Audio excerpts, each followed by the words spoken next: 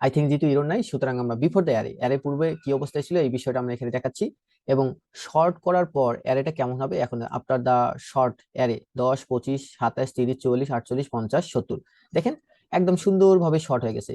এখন এই সেম কাজটি যদি এগুলো এইভাবে বাসায় ট্রাই করতে হবে, যে যদি আমি অ্যাবোভ এখানে দিই, এ দিই, তাহলে কি ঘটনা ঘটে।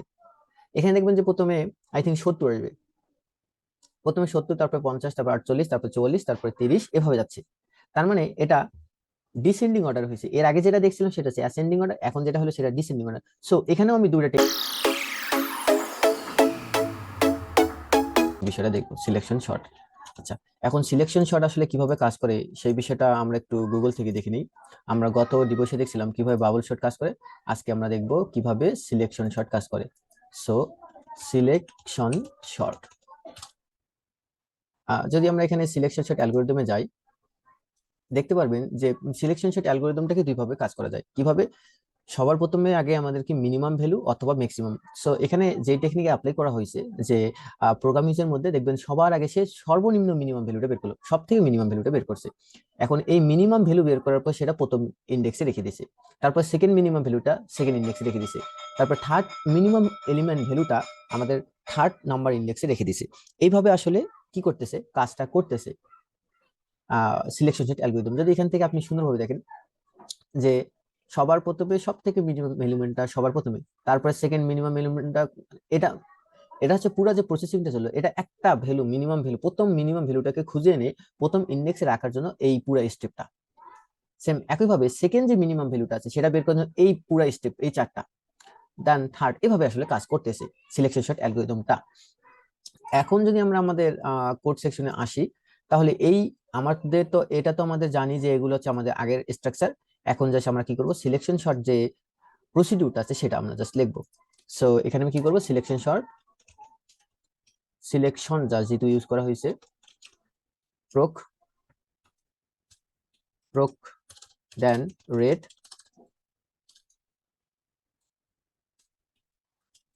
সিলেক্ট সিলেক্ট ইন পি। এটা হচ্ছে আমার প্রথম, আমি কি করলাম, প্রসিডিউরটা ডিক্লেয়ার করলাম। এখন আমাদের কাজ হচ্ছে কি, কিভাবে আমরা কাজ করব, যে মুভ সিএক্স এর মধ্যে আমি কি প্রথমে লেনটা নিয়ে নেব, লেন নেওয়ার পর আমাদের কি করব, এখানে মুভ এস এর মান আমি 0 এখানে ডিক্লেয়ার করে নিলাম, 0 কি করে নিলাম, ডিক্লেয়ার করে নিলাম, 0 ডিক্লেয়ার করে নিলাম। নেওয়ার পরে এখন আমাদের কাজ হচ্ছে কি, যে আমি এখানে দুটা লুপ ইউজ করব। যেহেতু আমরা জানি যে সিলেকশন শর্ট, আমরা যখন বাবল শর্ট আমি করেছিলাম ওখানে একটা আলাদা টেকনিকে অ্যাপ্লাই করেছিলাম, দুটা অ্যারে নিয়ে কাজ করা যায়, মানে দুটা লুপ দিয়ে, আর দুটো লুপ ছাড়াও কাজ করা যায় লেভেলের মাধ্যমে। ওখানে আমি লেভেল দিয়ে দেখিয়েছিলাম যে একটা লুপের মাধ্যমে আমি সব কাজ করতে পারি। আর এখানে সিলেকশন শর্টের মধ্যে আমি কি করব, দুটা লুপ অ্যাপ্লাই করে কাজটা শিখাবো, মানে একসাথে আপনি দুটা যদি চান লুপ ছাড়াও করতে পারবেন, লুপ দিয়েও করতে পারবেন, দুই টেকনিকে আমি অ্যাপ্লাই করে দিলাম।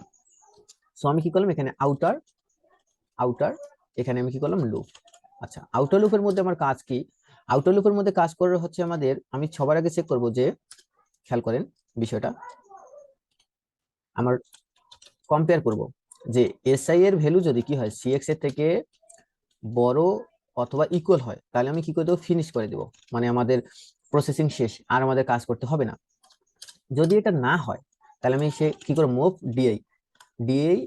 আমরা কি করতাম যখন আমরা সিলেকশন শর্ট অ্যাপ্লাই করতাম, যদি আমি এখানে সি প্রোগ্রাম আপনাকে দেখাই, যে সি প্রোগ্রাম যদি দেখাই, তাহলে দেখবেন এই যে এস, একটা ইন্ডেক্স হচ্ছে স্টেপ আর একটা ইন্ডেক্স হচ্ছে আই, এই যে এখানে দুইটা আলাদা আলাদা ভেরিয়েবল নিছে। এই ভেরিয়েবলের কাজ আমি এখানে কিসের মাধ্যমে করতেছি, এসআই এবং ডিআই এর মাধ্যমে। আচ্ছা, এখন আমার কাজ হচ্ছে কি, যে ইনার লুপ ডিফাইন করা। So inner loop, so inner লুপের মধ্যে আমি এসে কি করব, ইনার লুপের মধ্যে এসে আমার প্রথম কাজ হচ্ছে কি, যে কম্পেয়ার করা, সিএমপি কম্পেয়ার করা, যে ডি এর মান আমাদের সিএক্স এর থেকে কি হয়, যদি বড় বা ইকুয়াল হয়, তাহলে আমি নেক্সট ইটারেশনে চলে যাব, নেক্সট ইটারেশন নেক্সট ইটারেশন চলে যাব। আর যদি না হয় তাহলে আমাদের প্রথম কাজ হচ্ছে ভেরিয়েবল মুভ এল এর মধ্যে আমি কি নেব, এল এর মধ্যে দেবো আমি অ্যারের প্রথম ভ্যালুটা, এবং বিএল এর মধ্যে নেব অ্যারের সেকেন্ড ভ্যালুটা। এসআই দিয়ে প্রথম ভ্যালুকে বোঝানো হচ্ছে এবং ডিআই দিয়ে সেকেন্ড ভ্যালুকে বোঝানো হচ্ছে। বাট প্রথম অবস্থায়, ইনিশিয়াল অবস্থায় এসআই এবং ডিআই দুইটাই যেহেতু মান সেম, দুটার ভ্যালু যেহেতু শূন্য, সুতরাং এল এবং বিএল এখানে দুটো ভ্যালুই শূন্যতম ইন্ডেক্সকে বোঝানো হচ্ছে।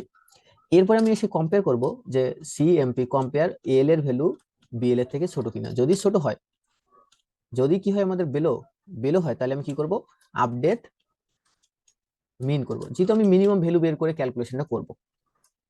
আচ্ছা, এখন যদি আমার যদি ছোট যদি না হয়, তাহলে আমি কি করব, ছোট যদি না হয় তাহলে আইএনসি ডিআই এন্ড জাম্প করব আমি কি ইনার লুপে, ইনার লুপ জাম্প করব আমি কোথায়, ইনার লুপের মধ্যে।